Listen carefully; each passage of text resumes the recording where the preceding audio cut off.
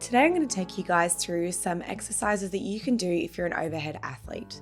In CrossFit and Olympic weightlifting, you do need to have really good overhead flexibility and mobility as well as strength. And frequently these athletes, they're typically not weak, which is what a lot of other people sometimes say. They're actually very strong. However, they're not particularly mobile in certain positions. In Olympic weightlifting especially, you need to be able to have really good scapulo-thoracic mobility, especially in the snatch and the jerk. So I guess I want to take you through some exercises that you can do and add into your training to try and improve your overhead mobility. Typically what I see is people arching through their lower back and flaring their rib cage so that they can get their arms further over their head. But what we really want to try and achieve is keeping your ribs down towards your belly button, activating through your core, and keeping that midsection nice and still rather than extending the lower back.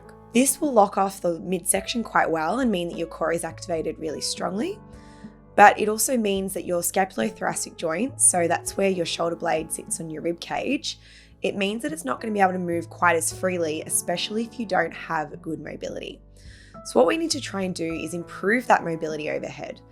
I often find that a lot of therapists give overhead lifters and overhead athletes exercises that don't particularly translate into their sport.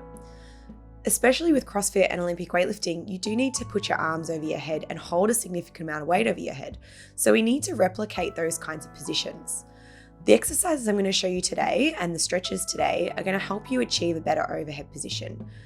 I often find that adding a little bit of load into overhead positions to mobilize particular joints is a lot more helpful than simple static stretching. So rather than just holding the arm or the shoulder or the joint in one position, I would encourage you to move through a few different positions to try and increase your mobility through that scapulo-thoracic region. The first exercise is overhead weighted arm circles. So just holding a small weight plate or a small dumbbell over your head, you need to make sure that your arm is locked out nice and straight. And then keeping your arm relatively close to your head, you're going to do small little circles. You can do 10 in one direction and then 10 in the other direction. Remembering that we're trying to keep the rib cage down towards the belly button, keeping that midsection nice and still, reducing that extension through the lower back. Make sure you complete on the other side as well, so we want to do everything on both arms. The next exercise I'm taking you through is a kneeling windmill stretch. So what we're going to do here is come down onto one knee with the other foot in front. Now the leg that it's in front is going to be the leg that's closest to the wall. And I like to put a foam roller between that knee and the wall. And that just creates a little bit more space so that you can actually move your arm overhead. This is going to be particularly useful if you're not very flexible. Resting one hand on that knee in front and the other hand has a small weight again. So a 1 or a 2 kilo weight or dumbbell would be appropriate. You're going to reach that weighted arm up and overhead in a big circle and then lift your arm back up again and around to meet that other hand. And then stay in this position with this leg in front and switch hands and do the same movement so that your arm comes up and around and you'll face your chest to the wall this time. And then bring your arm back to meet the other arm. Once you've done that on both arms with this leg in front, you're going to turn around and switch to the other leg.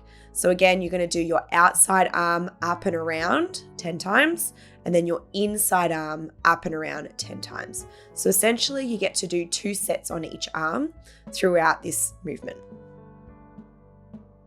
The next exercise I find particularly useful for overhead athletes, and it's probably my favorite exercise of all of them, and these are waiter's walks.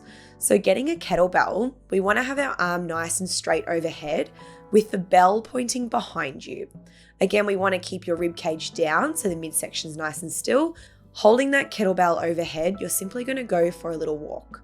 So you might want to take 10 steps up one direction, 10 steps up the other direction, and just walking around. Some people walk in little circles, but we want to do it until that arm fatigue. So it's roughly going to be 30 to 60 seconds, depending on the person. Once you've done this arm, then switch to the other side and repeat the process on the other arm. This is a really great exercise to be able to go quite heavy once you understand the movement pattern. So you can definitely load your kettlebell up as heavy as you can manage for that 30 to 60 second time. The final exercise that I find really helpful is to improve your thoracic extension. So I like to use a foam roller for this thoracic extension exercise. If you have a longer foam roller, it would be more helpful, especially if you're not particularly mobile. You're going to be lying face down on the floor and you want to reach your arms out so your thumbs point to the ceiling and the back of your wrists and hand just rest on the foam roller. Keeping your eyes down, I want you to try and pull your shoulder blades down towards your hips as you lift your upper back up.